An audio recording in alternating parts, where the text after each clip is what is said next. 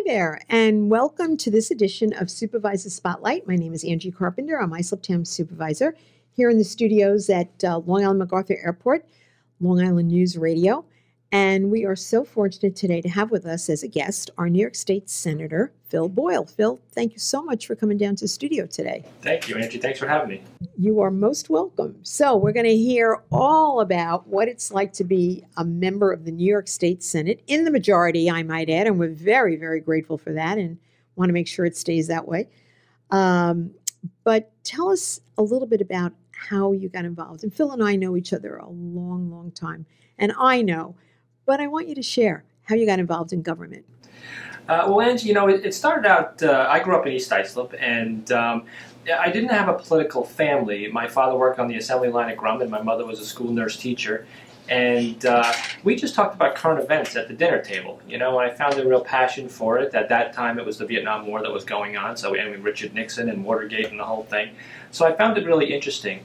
And then, so when I went to college, I majored in political science, and then after college, I went on to law school and got a master's degree. And then went right down to Washington, and I interned, and it was a little bit of a rude awakening. I think it's when you're down there. Here I was. I went to 8 years of school, and I ended up volunteering as an intern for free. It was tough to explain to the parents after 8 years of school, but that there's so many people looking for those jobs. After the general motto or slogan they have in Washington is, "You'll get a job in 4 months and the job you want in a year."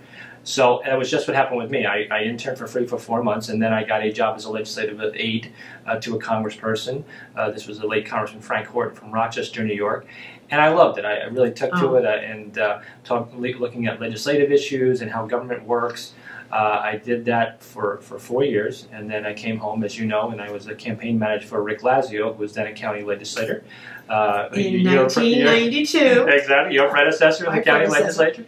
And then, of course, Rick was elected to Congress, and I became his AA, administrative assistant, they call it in Washington. It's actually like a chief of staff for a year before the assembly seat held by another former assembly person, John Cochran, came open, and I was given the opportunity to run for that. I served for 16 years in the state assembly in the minority. Wow. And then was elected to succeed the late great Senator Owen Johnson for his seat. And it's a huge difference going from the minority in the assembly to the majority in the Senate, where you can get a lot more done.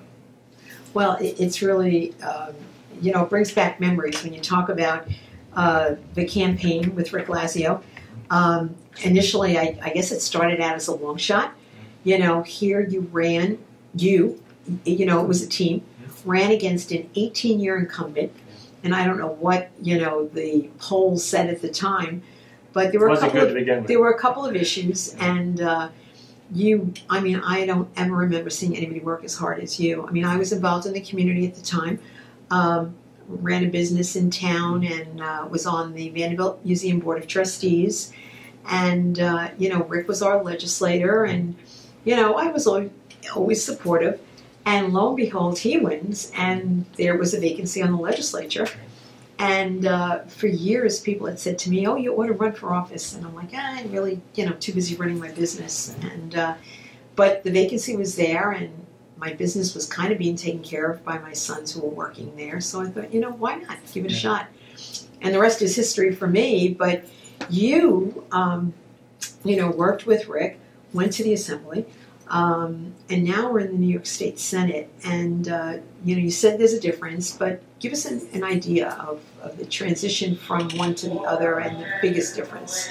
Yeah, well, and we are very fortunate, and I've always said when we talk about people getting into politics and government, you cite Angie Carpenter as an example, a businesswoman, someone very involved with the community, who decided to go in and become a public servant and use her knowledge of the private sector on how to run business, as you run the town now, like a business, is the way it should be.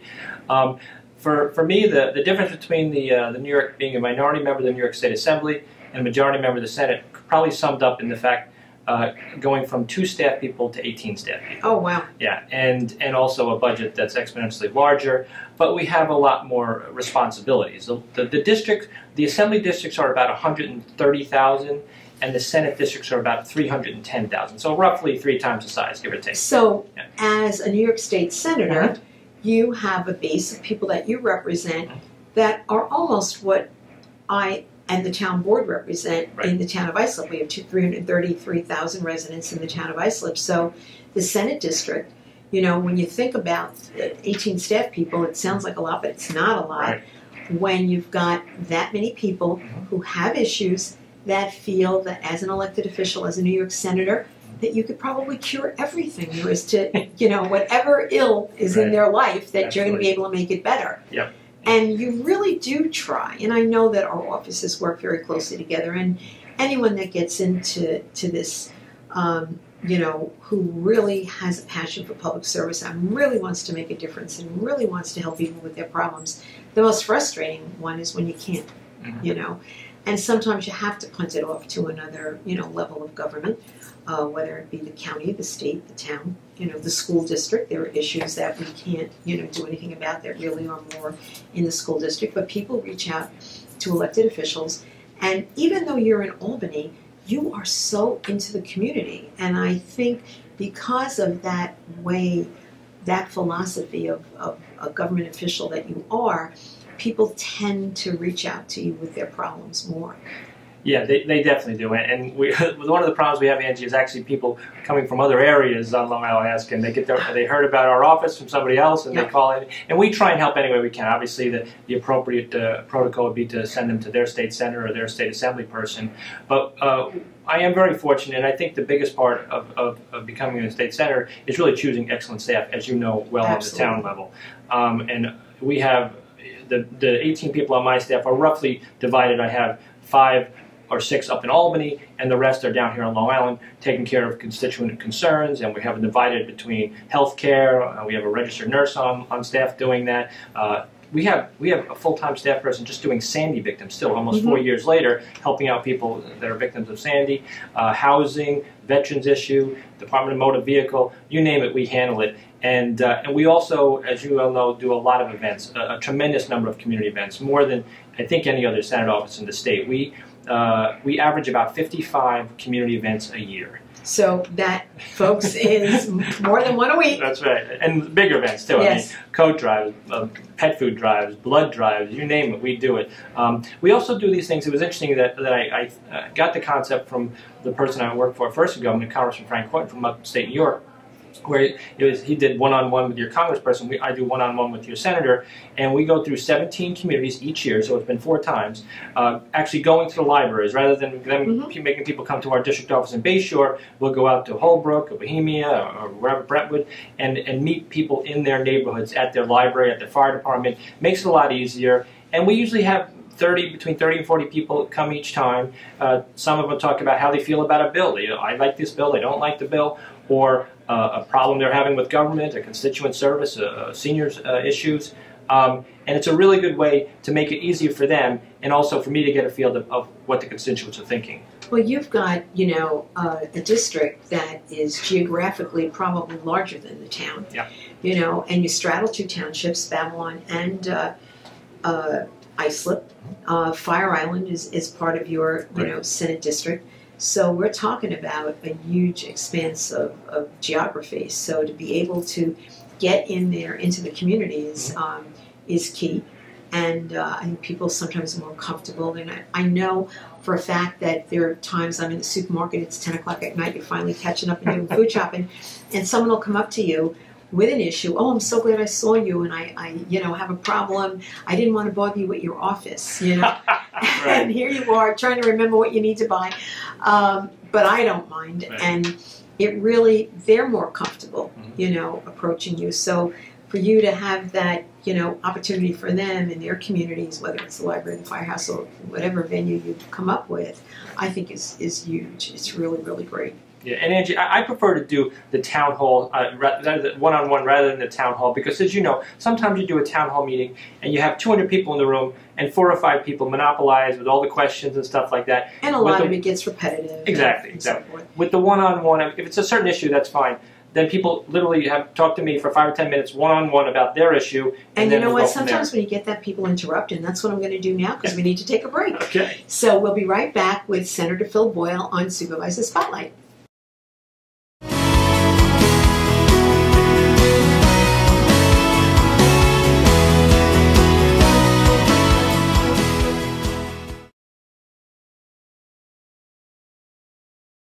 Welcome back to Supervisor Spotlight in the studios here today at Long Island MacArthur Airport.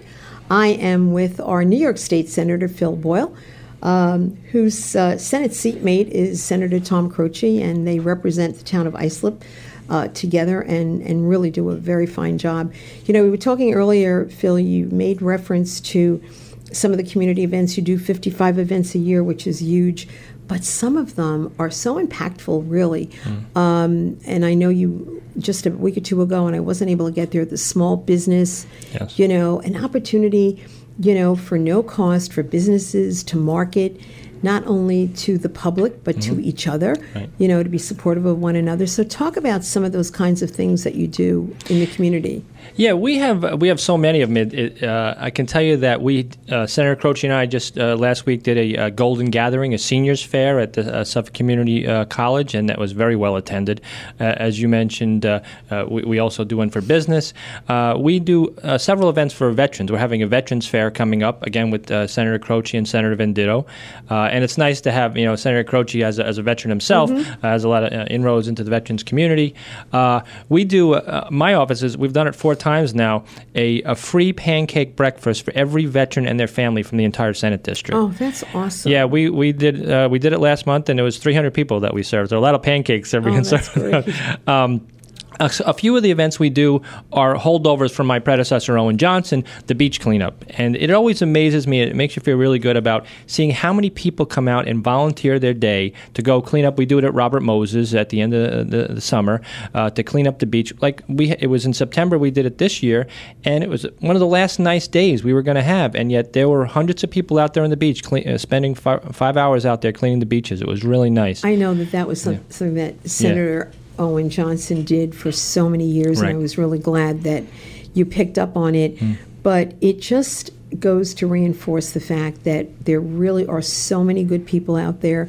There are so many people that really, really care. Yep. And when they see an elected official like yourself who cares about their community and really is in it for the right reasons and wants to do right by the people that they represent, it's infectious and it brings people out. So Yeah. it doesn't surprise me that hundreds of people came out that day to support your efforts and want to do something for our environment and cleaning up the beaches. Well, that's nice of you to say. And some of them, Angie, actually feel really good because you can be involved with saving lives. We have done numerous Narcan training. Obviously, we have a serious heroin and opioid epidemic on Long Island and throughout New York State.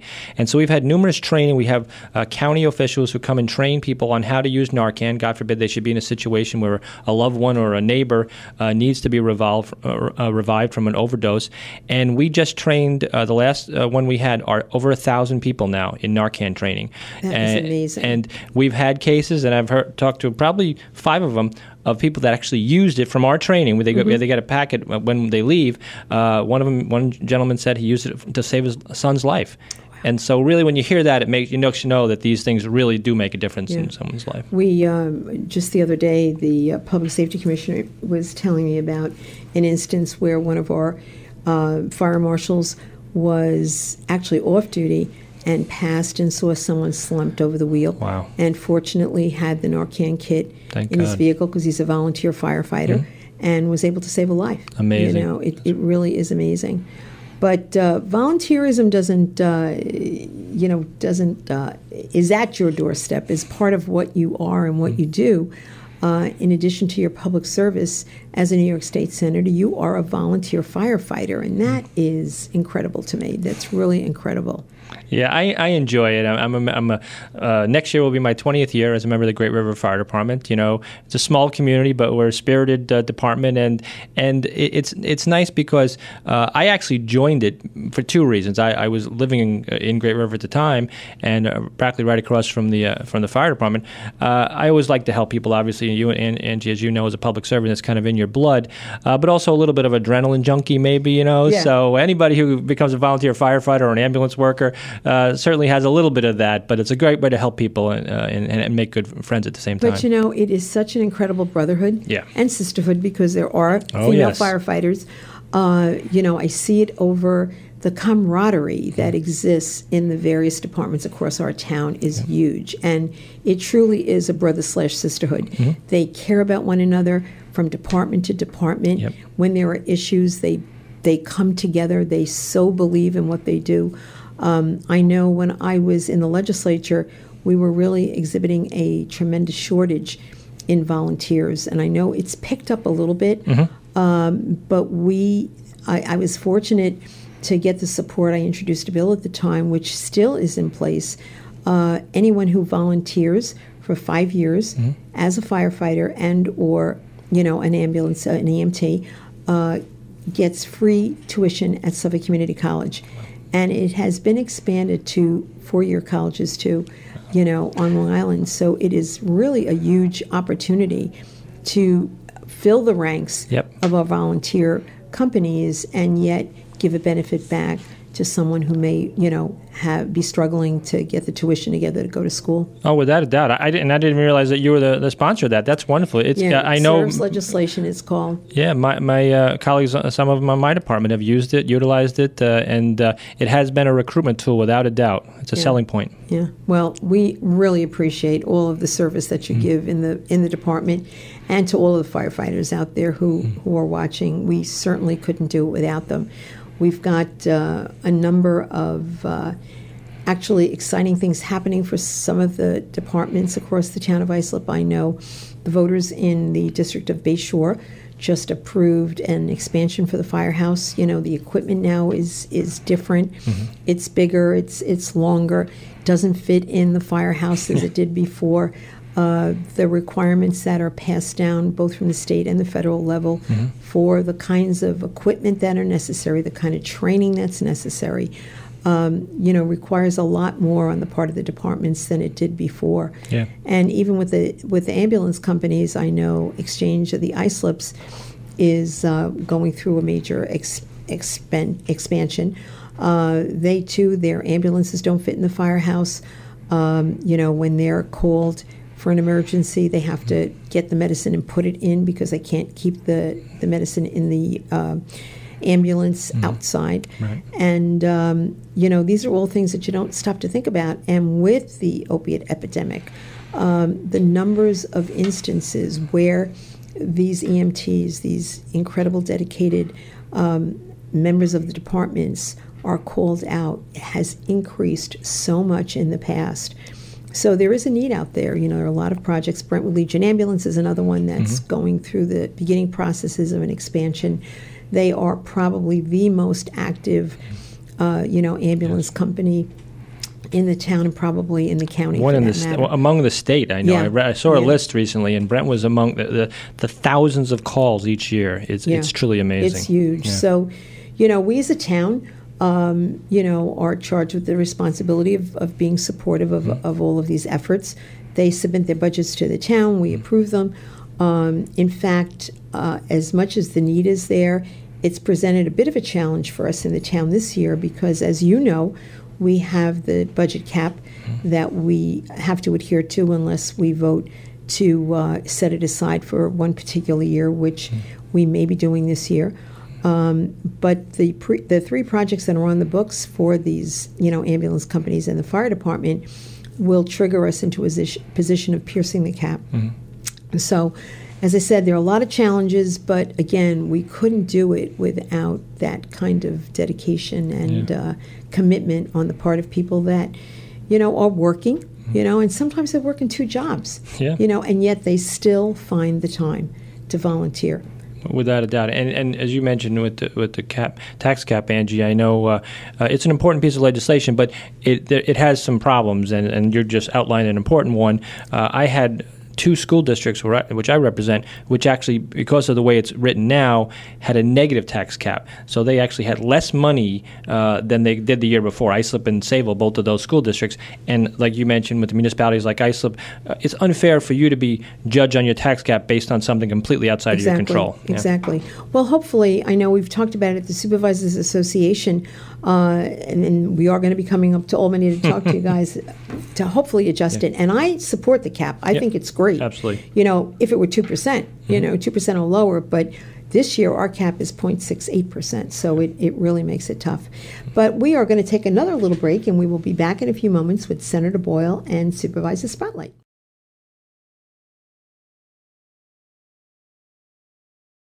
Welcome back to this edition of Supervisor Spotlight. And we're here in the studio in beautiful Long Island MacArthur Airport. We just saw people coming off the plane. It is a great studio. I always love this place. Yeah. But anyway, we're here with Senator Phil Boyle, who has been very supportive of our airport, and we do appreciate that. You know, when you're up in Albany, you know, as part of the majority in the New York State Senate, working closely with the governor, and I know you guys have a very good working relationship, and the governor has been really very, very kind to us here down on Long Island, in Islip in particular, with the attention to infrastructure needs that we have not had in memory, you know, that I can remember. Sure. You know, the road projects that are finally happening, and the commitment from the governor to this very airport in giving allocating $6 million in the budget, and then another $3 million from the REDC, $1 million from the county, and $1 million from our IDA for an FIS center, a customs inspection center here at Long Island MacArthur Airport that will enable us to do commercial international flights. Right now, we can do general aviation. There are over 200 international flights that come through the airport already through general aviation, but not commercial. So this will be a really, really exciting thing for the airport. And I think, too, with what's happening in LaGuardia, with that major construction project, that we're poised, I think, to hopefully see some more flights happening here. Well, I couldn't agree more. And it's like an exciting time for Islip Airport, and I commend you, Supervisor, on what you've done to move it forward. And I hear stories about people walking down the Grand Central Parkway with their bags to get, because it's such a traffic nightmare at LaGuardia. So people will be looking here at Islip. I've heard that. I had a gentleman last week tell me that he got off a flight at LaGuardia, could not get a cab. Wow. He had his 81-year-old mother with him and had to walk 1.25 miles to get to his car. That's crazy. With the luggage. He didn't want to leave her. Sure. And he said it took them a long time because she's not a fast walker. But how, think about that. That is crazy. So we're here. Yep. We're here. Anyone who's out there watching, no question. Do you know, even if you're in the city, you can buy your ticket at Penn Station, get on the Long Island Railroad, go to Ronkonkoma, hop on a shuttle that's included in the ticket price, and be at the airport in an hour. Wow. It's like a 5-minute shuttle ride from the Ronkonkoma train station to the airport here. So, but it's something that most people aren't aware of, and we're trying to embark on that kind of public awareness campaign. No question. And I know Senator Croce, whose district actually encompasses the airport, is a strong believer, in myself, in support of him to do whatever we can on a state level for Islip Airport. I can tell you one of the things I'm proud about, his legislation I sponsored, which was passed last year and signed into law. It's called the Aviation Jobs Act. Oh, that was huge. Absolutely huge. Talk about that, because it really has made a big, big difference in our general aviation here. Oh, without a doubt. And across the state, and I'm so happy to see it's working particularly well here in Islip. Basically, what the Aviation Jobs Act did was reduce taxes, eliminate taxes for sales tax on private planes, and also the taxes that were used for maintenance and storage. What we saw over the course of 10 years were that New York State put an extreme tax on some of these private planes, and so the owners, who some are businesses, some were wealthy individuals, said, I don't need to keep my plane here on Long Island or in New York State. I'll move it to Connecticut. I'll move it to Massachusetts. I'll move it to New Jersey. So we literally had people kept their planes in Connecticut, lived here on Long Island, and then the plane would come here, pick them up, go wherever they were going to fly to. When they came back, drop them off at Islip or one of the other airports, and then fly back to Connecticut. Meanwhile, the 5 jobs surrounding that plane, the pilots, the maintenance, the security, all were in another state. So there's 700 planes that we lost in a matter of 10 years to different states. Since we've passed this, we've already had an increase. I talk to private companies, general aviation, all the time, saying, hey, we're getting phone calls. My phone never rang for 10 years, and now they want new hangars, jobs, business, construction jobs, obviously, throughout the state. So it's a really exciting time for aviation in New York State. Well, we thank you for that, because it is happening here at the airport. I know there are hangar projects on the books. People are moving forward with building hangars, and I'm chuckling here because somebody just went walking by and waved. So this is an active airport again. But we really want to thank you for that. That's really been huge. And I talk about general aviation. These are facilities, fixed base operators, where the owners of these planes fly into. They get their services, they get fuel, there's tax on fuel, there's, fees that are paid, and these all help keep the airport humming. Yeah. So, again, we thank you for that. And, I wanted to talk a little bit about, or have you talk a little bit about, the position that you're in your ability to make decisions on funding that is targeted locally. And you come from the community, you're down here all the time, you know what the needs are, you're approachable. So, organizations, or whether it's in a municipality, can come to you and say, we really would like to add this, function or facility for our residents. Can you help us? Yeah. And, both you and Senator Croce have been very, very responsive in that endeavor. But how does it make you feel? And I know you've given us a list of things that we're going to be getting funding from New York State because of your intervention and involvement. And so tell us how that all happens. Well, and that's one of the differences, Angie, again, with being in a minority versus the majority. Since going from the Assembly to the Senate, in a typical, for example, when I was in the Assembly, they would allow us to have about $150,000 a year to give to certain programs and municipalities in the area that we represented. As a member of the Senate majority, we're talking closer to $4 or $5 million total. And so, with input, obviously, someone like yourself, Supervisor Schaefer in Babylon, I often ask them and other elected officials, village officials, what projects do you need? What can we help with? A lot of these capital funds need to be given directly to the municipalities. It's no longer, it used to be the member item thing, the pork spending people looked at. There was unfortunately, some abuses in the city. So it can't really go to not-for-profits, but it can go to municipalities, including fire districts, as you mentioned about getting funding and the need to increase the size of fire departments and the headquarters for the trucks. One of the things I was able to get was funding for battery-operated hearse tools, Jaws of Life. As I say, as a member of the fire department, one of the biggest pains is to have those hearse tools. They're great tools, but they're sloppy. You got to hook them up with the hydraulics, and they're spraying everywhere.